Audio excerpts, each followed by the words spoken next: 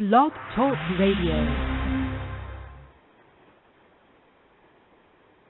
Hey, what's going on, y'all? This is Beat Street Sports Talk Radio. I'm your host, Lee, a.k.a. the Hoops Guru.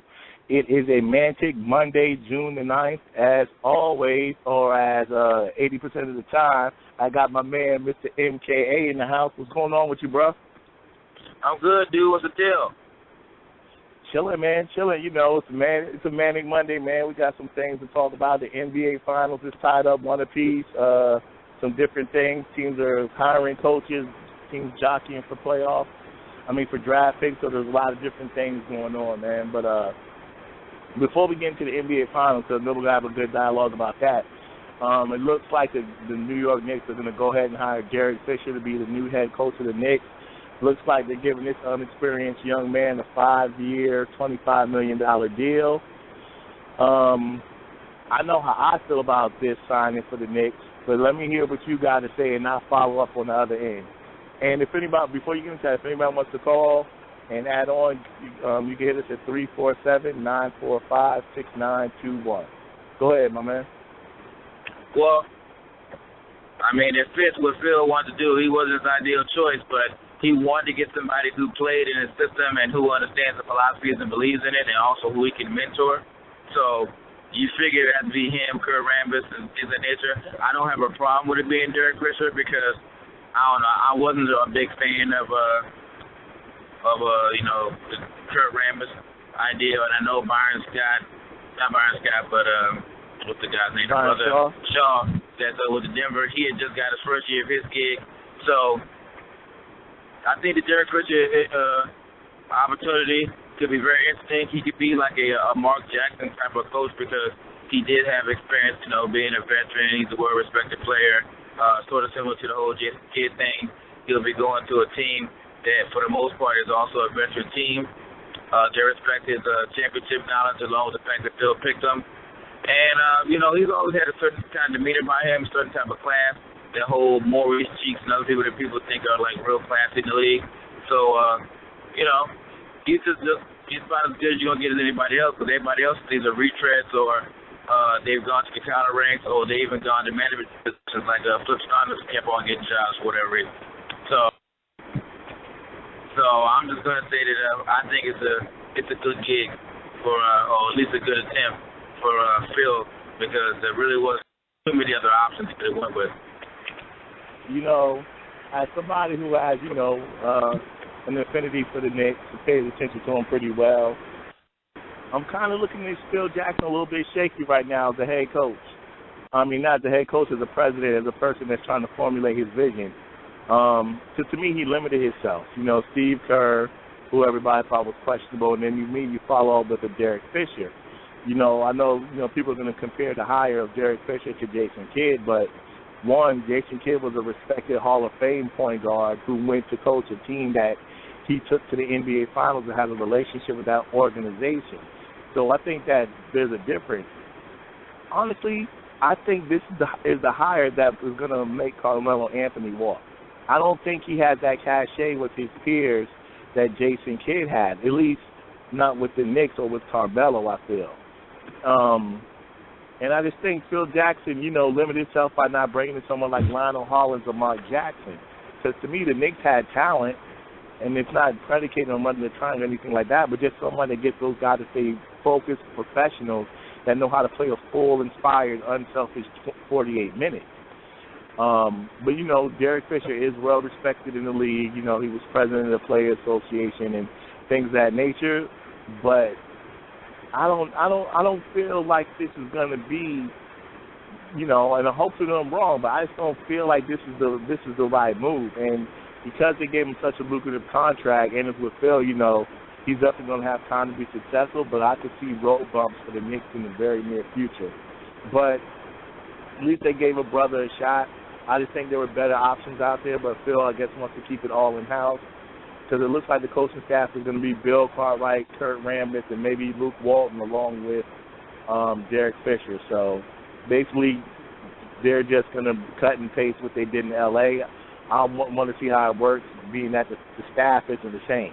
You know what I mean? We saw how the triangle looked with Smush Parker. It wasn't pretty. So we'll see what happens on that note. But let's go. The NBA Finals, it got tied up last night. LeBron James bounced back, smashed all the critics real quick with 35 points. I don't know, 12 rebounds or 10 rebounds, something like that. 10 rebounds. 10 rebounds, yeah. 14 and 22 from the field.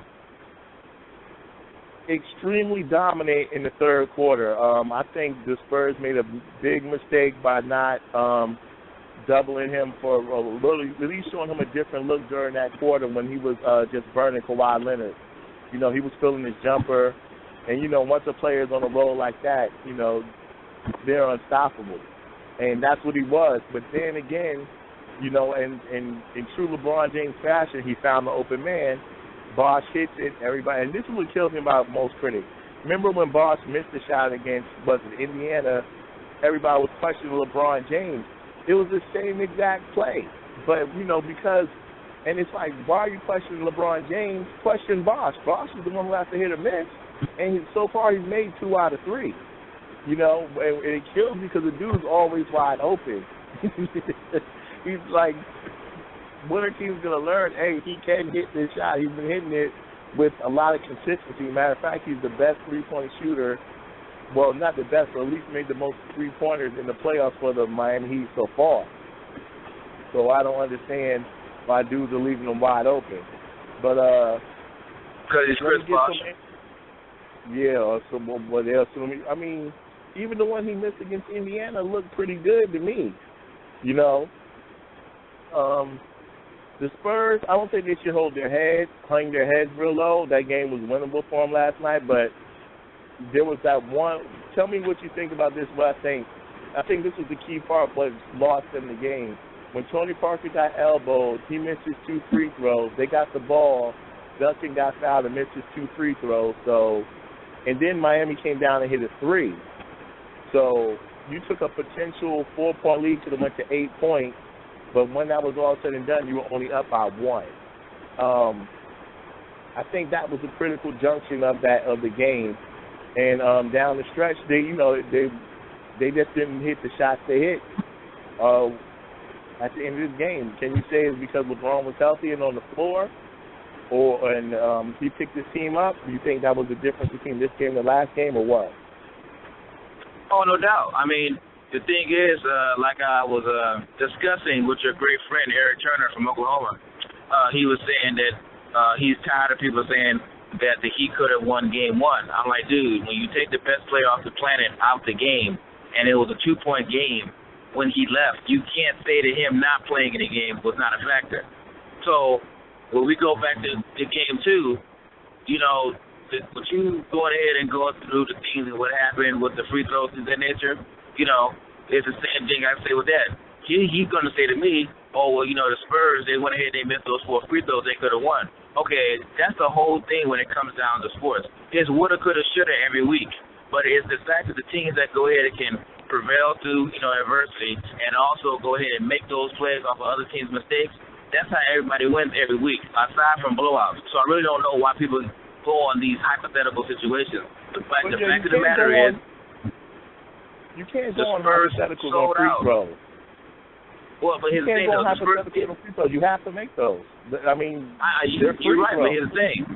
Well, okay, I know they're free, but I don't mean everybody hit them. And what's the difference between this and how they sold out in Game 6? I mean, you know, I'm beginning to think the Spurs, they choke a little when, you know, with this little clutch situation. I don't think anybody wants to say that nationally, but that's what I'm noticing. Well, I don't think they're not notoriously a good free throw shooting team. It's at least we know Duncan's now. He's been a career low 70s, upper 60s maybe. I'm not sure what Parker is. I think Parker's better. I think Parker is in the 80s. And I think Kawhi Leonard is suspect. And he is one of the dudes that missed 1 to 2 free throws last year in Game 6. He makes both free throws. They're champs. But, you know, like I said, they're free throws. There's nothing but you and the rim. So if you miss it, that's on you, man. Like, there is no excuse. You gotta make those when you have those opportunities, and they didn't. And now the series is tied, heading back to Miami. And, you know, I think, you know, I guess we'll talk. It's going to be, I think Miami should go up 2-1, so my prediction will be out the window because I expect the Spurs to win both of their home games. Oh, yeah, no, I'm just waiting for that. It's come at your neck. No, I mean, hey, it is. It is what it is. I make a prediction. I live with it. But I think this is the game 3 I thought the Spurs would lose coming up. So I still think they'll lose. I think those are the games they've lost in most of the series before, losing game 3, that first game on the road. Matter of fact, I think they've been blown out in both of them. So I don't think they're going to win these games. So I think Miami's going to have control. I think it's going to come down to game. I think game 4 is going to be the real pivoting point of the series now. But these are both evenly matched teams, so a lot of things can happen. But I think what the Spurs got to go to the drawing board now is like they're gonna have to pay a little bit more attention to LeBron James than they wanted to, and I think that's gonna be the telling tale, because you don't want to start doubling LeBron and allow Norris Cole and Chalmers and all those dudes to start getting open looks at home, because that's where they hit their shots. They're not great on the road, but at home they've gotten pretty good. So San Antonio's got themselves in a little conundrum, but we know these teams are pretty close, so it's going to be hard to tell. It's going to go further than I thought it would go, but hey, that's why everybody sells on crack in the first place. Yeah. But anything else you got to add about this game you saw last night? I see Dwayne Wade did get a fine for $5,000 for flopping. And yeah, I think everybody was calling that on Facebook that pretty much they knew that fine was coming because it was that bad of an action job. But I will say that everybody focuses on the big 3 for the Heat and the Spurs. But if the big 3 for the Spurs don't ball, they're not winning this series. So, and that comes down to Sugarcane, Ginobili, and your boy Boris Diaw. And they thought he had a flashback from the Phoenix days before he, started getting fat and got sent out of Phoenix and San Antonio. But they need those 3 cats to go ahead and blow up, because they're responsible for the Spurs being able to go ahead and play either half court and play an up-tempo style game. So if those 3 guys don't show up, then that's going to really hurt the Spurs' ability to knock the Heat off. Because the Heat, I know they're not the biggest team. So, but, I mean, you still need those guys to produce along with the other big 3. I tell you what, man. This might sound crazy, but I was thinking about putting Patty Mills in the backcourt with Parker. Patty Mills, man, he don't give it. That dude, he can ball. I mean, I thought he could ball when he was in Portland, and he looks exceptional with the Spurs. And to me, he's a matchup nightmare. He's fast, and he's basically like having 2 Tony Parkers on the court at the same time. I don't know if Popovich would even dare think about doing that, but that's something he should consider, man. Just having a lot of speed with a lot of great shooting on the court, I think will open up things for them, especially for Duncan in the middle, because he's another guy you have to put pressure on. True. But yeah, but the Dwayne Wade flopping thing, it's like, honestly, they need to raise that fine, man. Because stuff like that, to me, is just so amateur league. You know what I mean? It's like, and it just shows that the refs are definitely subjective to blowing the whistle out of body movement as opposed to actually calling what they see. So, to me, they need to make that fine, maybe like $10,000-$20,000. They got to make it something where cats don't want to do it, or like it's not even an option anymore. Because it's just a bad reflection of basketball to me, and it's real amateur. I know dudes want competitive. I don't know, maybe because I don't see the point in. I don't see the point in. Can I say cheating? I'm going to say it's cheating, but it's like on this level that it looks real bushly. I think things like that nature where you're not even getting hit. I can see if you brushed him, but dude didn't even touch him. But it does get you the whistle. But hey, hold on 1 second. We got a caller on the line. Hey, thanks for calling VC Sports Class. State your name. Where are you calling from?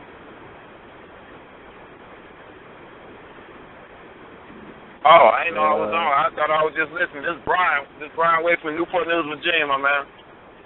Hey, what's going on, Brian? You got a question for us or a statement? Statement about it. I got a statement about the New York Knicks hiring Derek Fisher. Okay. I think Carmelo needs to run to Chicago now. Hey, so have you been listening to the show? Because that's exactly what I said. But, he needs to run to Chicago right now. I agree with you 100%. I think that's a terrible hire for that veteran team. And I think Phil Jackson basically made Carmelo Anthony walk away from the Knicks. That's what I think. There's no way I see Carmelo playing for him. You know? So if he goes to the Knicks, you think the Knicks should do a sign and trade with him or just go all out on his own? Me personally, I really think if he's about just winning, he would just go on his own. If he wants to sit there for a sign and trade, which no one probably would do, it's about the money. I think he should just go on his own and try to win a championship with Chicago. Well, Melo's never been about winning championships, so I don't believe that's going to happen. So. Well, Mr. Dardo, I don't know if you can say that. Hey, me and you have had offline conversations, and Melo's done suspect moves that lead me to believe that to be so. But hey, I'll let him prove me right again. It's no problem. Well, I don't know too many players that leave a lot of money on the table. But even though you want him to go to Chicago, don't forget Houston's another valuable option. It does have assets. Well, the Knicks may be willing to give up Carmelo for Chandler Parsons and Amir Ostic and like 2 draft picks. If I'm the Knicks, I take that. I take that and I guess try to forge this new future. And I'm sure Houston has no problem taking Carmelo, playing with Harden and Dwight Howard. So it's not etched in stone that he'll be in Chicago. But Phil Jackson did say every player on his team is up for option. So everybody is up to be traded. He said every player on that team is up for option, meaning, every player on that team can get traded. It's in the way. If you want somebody, come call me. So that shows what regard he puts Carmelo Anthony in right there. Well, no, he respects Carmelo as a player and everything. It's just the whole thing. They're financially strapped. Some major piece has to go. So if Carmelo don't want to go, then it's like, yeah, we're going to have to lose you as a talent. But on the same token, that's also going to help my books out. So the way Phil looks at it is going to be a win-win because let's be honest, regardless if Melo stays there or not, the Knicks are not going to be a winning team next year. They're going to be basically like rebuilding on the fly. So I don't think so, though, Ed. I still think this team has talent to at least have a winning record and make the playoffs in the East. I think I think their culture started off bad at the beginning of the season, starting with J.R. Smith, with his 5-game suspension, marijuana bust, and also having that late surgery. I think with the change in mentality, the Knicks are automatically 10 games better than they were this year.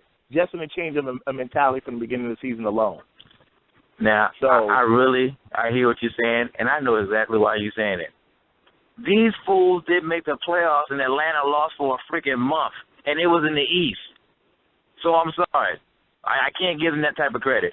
I can't do it. Y'all can. I can't do it.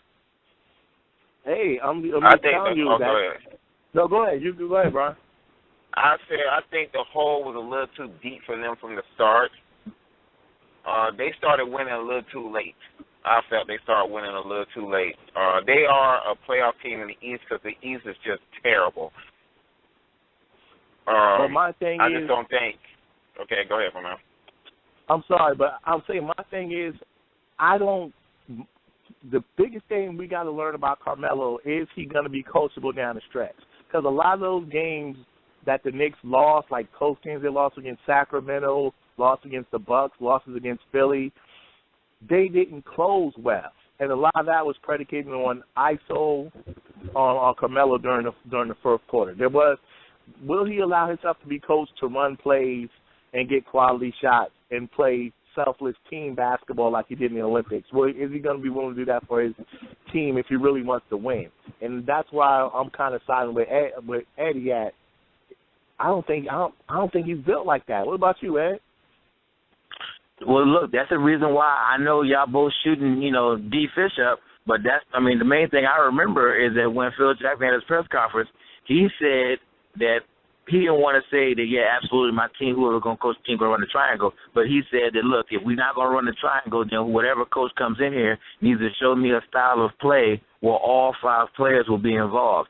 And to him, the only style of play that does that is the triangle, which nobody runs. So that's the reason why he went ahead and went with a former doggone player.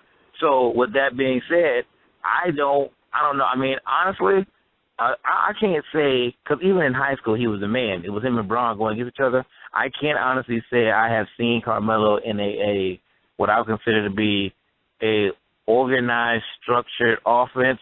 I've never seen him being one of those since I've been watching him play.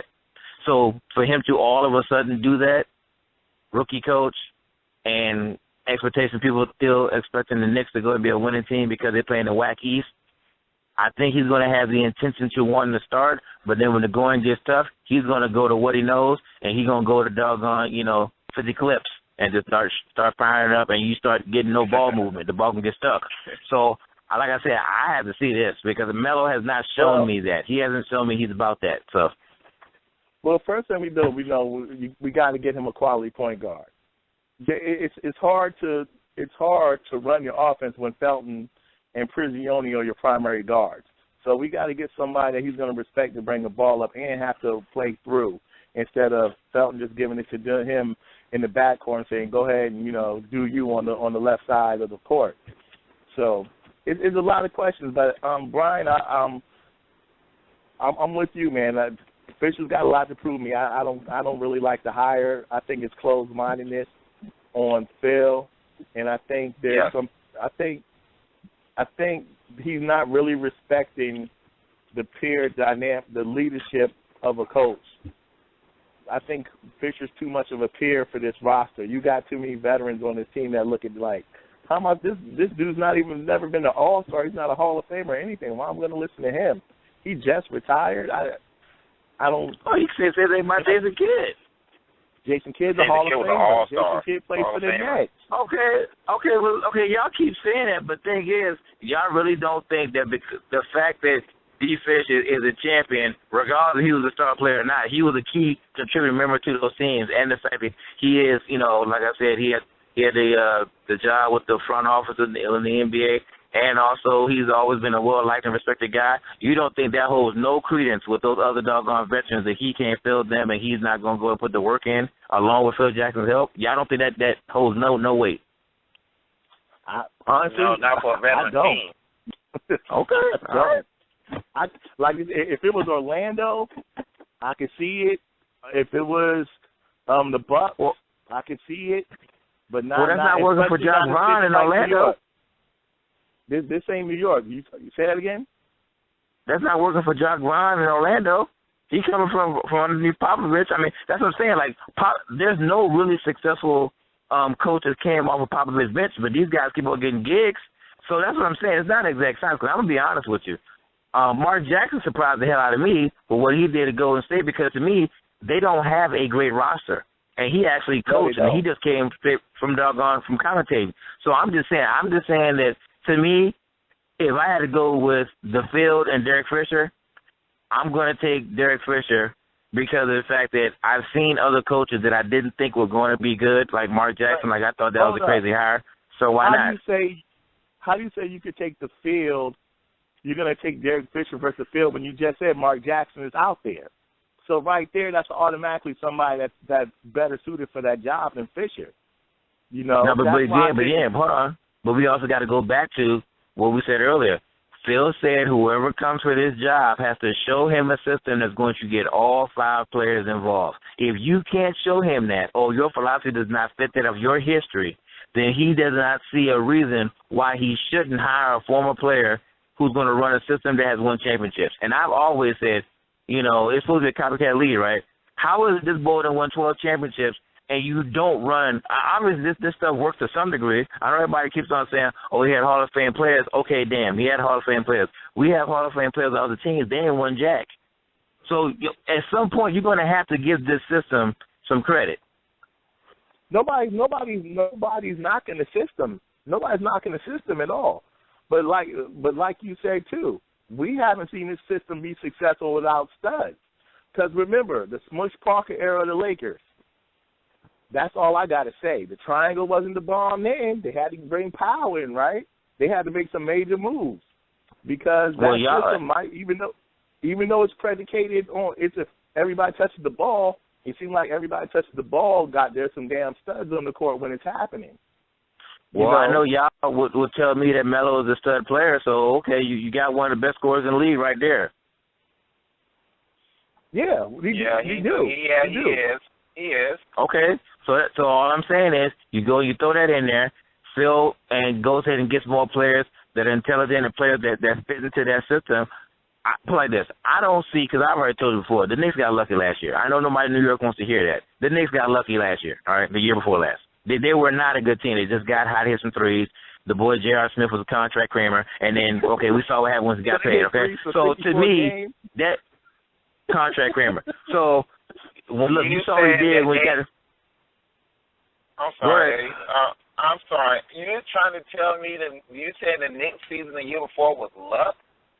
Yeah, well, okay. When I say luck, let me change that up. When I say luck, I'm saying it was not real. There was not something that they would be able to sustain, something that was not going to be consistent year in and year out. They got hot, they surprised everybody, and they hit a lot of threes. And at one point, they were playing like some sort of wanting to act like they want to play a little bit of D, and they also playing a little bit of team ball. But after a while, they went through a little rough patch, but they had such a stacked up lead that they were able to go ahead and put in work. But the way how that team played that year, anybody who thought that was sustainable was tripping. That was not sustainable what they were doing. That team is not that talented. You got Melo, who's a scorer. I give him that. You got Tyson Chandler. He can play some defense. He's athletic. And then once you get past that, I know people like Amon Shumpert. Okay, he all right, little player. All right.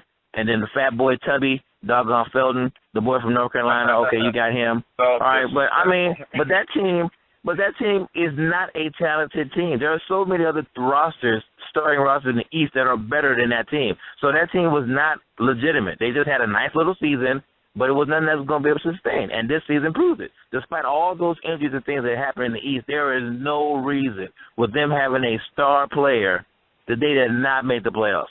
Even with him being a ball hog, that's utterly ridiculous. So I'm just saying that they can't do no worse than last year with Derek Fisher and with Phil changing roster. I don't see how they can do any worse. That's just me. You got some. Well, you're right in one regard. They can't do any worse, and they're not going to do any worse. They wouldn't have did any worse if you brought Mike Woodson back. They're just not going to be worse than that season they had. I think J.R. Smith got a lesson in maturity last year because he at the beginning of the year he was getting his contract Kramer-ism on, and I think he realized, hey, this can get me out of the league. So you may see a refocused effort from him. You'll see a healthy Tyson Chandler.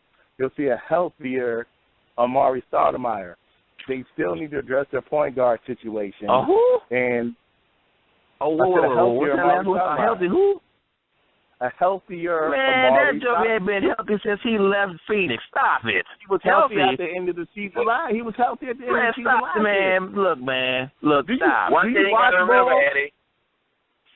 One thing you have to remember. There's one thing you have to remember about Stoudemire next year. He's in the last year of his contract. He's playing for money. Look, he can play for money all he want to. Yeah, I think he's going to have a good year. That knee ain't letting him go have a good year. He shot. No, he was actually. I think he was actually pretty healthy for the first time in a while at the end of the season last year. They actually upped his minutes. He was putting up good stats. I just think they're going to have to, maybe the triangle's going to be able to get him the ball where he's not relying on Carmelo to give him the ball. But I doubt Carmelo's back anyway. But hey, man, you know what?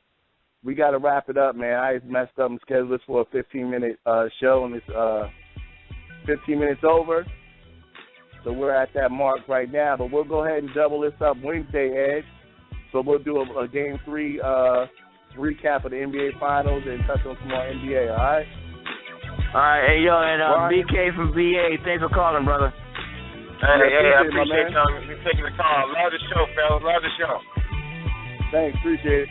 All right, MKA, that's it, man. We got another one in the book. Y'all be safe. Peace. All right. You.